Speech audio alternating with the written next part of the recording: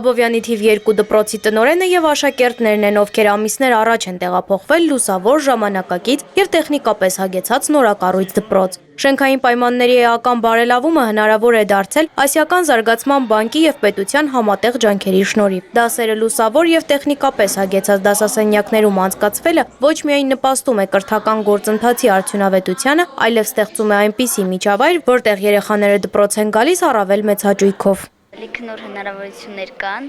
մենք 3 տարի ուրիշ դպրոցում ենք եղել ու հիմա եկել ենք ստեղ, շատ լավ հնարավորություններ կան, մանավանդ այս սենյակում։ Շատ սիրուն է, բոլորիս դուրը շատ գալիս է, շատ սիրուն գեղեցիկ դասասենյակներ ունենք։ Այս աշխատանքները ինձ համար շատ հետաքրքիր են, ԹԳԳ-ն շատ կարևոր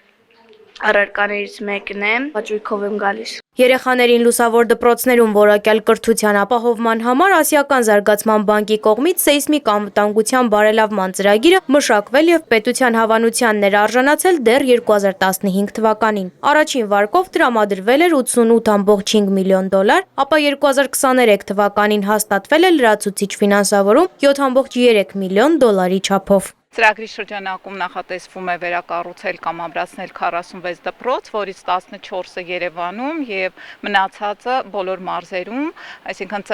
ծրագիր ունի մեծ ընդգրկվածություն, բոլոր մարզերը ընդգրկված են։ Նաեւ մի բան էլ ավելացնեմ, որ ծրագրի շրջանակում մեզ համար կարևոր պայմաններն, պահանջները եղել են սեյսմիկ անվտանգությունը, ներառականությունը եւ էներգախնայողությունը, այսինքն բոլոր դպրոցները հարմարեցված են հաշմանդամություն ունեցող երեխաների համար անվասայլակներով, որպեսզի իրենք ազատ տարածքում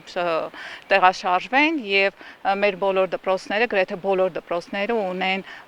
արևային պանելներ եւ օգտագործվում են էներգախնայող շինարարական նյութեր։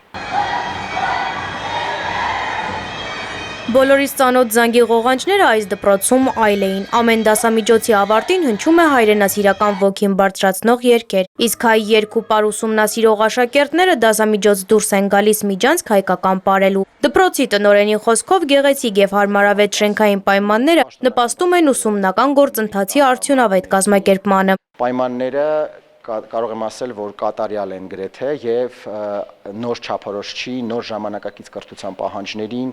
աշխարհի պահանջներին համահունչ բոլոր պայմանները հիմա ունենք, որպեսզի որակյալ ժամանակակից եւ արդյունավետ կրթություն կարողանանք ապահովել մեր բոլոր 1563 այսօր աշակերտների համար։ Գոհար Մուսայելյանի խոսքով այս ծրագիրն իր տեսակի մեջ առաջինն է Հայաստանում։ Ասիական զարգացման բանկը ծրագրի շրջանակում որոշումների կայացման վրա էական ազդեցություն չունի։ Գնումներն ու ֆինանսական ամբողջ կառավարումն իրականացնում է Հայաստանի տարածքային զարգացման հիմնադրամը։ Ֆինանսական մասհանումներն էլ իրականացվում են միայն այն դեպքում, երբ բանկը համոզված է լինում, որ երաշխավորված են ծրագրի պահանջները։ Ծրագիրը ոչ միայն նախատեսում է շինարարություն, այլ նաև ունի շատ կոմպոնենտներ, մեզ համար շատ կարևոր է, որ վերջնական ազդեցությունը լինի ինչքան հնարավոր է շատ, մաքսիմալ եւ դրա համար մենք օրինակ նախատեսել ենք սեյսմիկ նորմերի վերանայում, որը շատ կարևոր է Հայաստանում քաղաքաշինության զարգացման համար, մենք կարողությունների զարգացման մեծ կոմպոնենտ ունենք, նաև շատ կարևոր է նշել, որ սեյսմիկ աղետի վերաբերյալ իրազեկման աշխատանքներ իրականացվեն եւ դպրոցները ունեն ծրագրի պահանջով սեյսմիկ աղետի կառավարման պլան եւ բոլորը գիտեն, թե ինչ պետք է անեն նախապատրաստվելու համար, եթե երկրաշարժ լինի դրան երկրաշարժի ժամանակ եւ երկրաշարժից հետո եւ ներգրավված են նաեւ հարևանությամբ գտնվող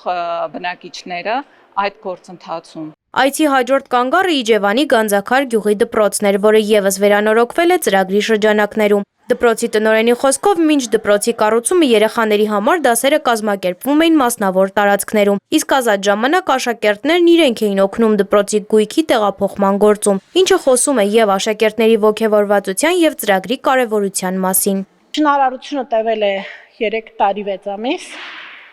եւ շահգործման հանձնումից հետո արդեն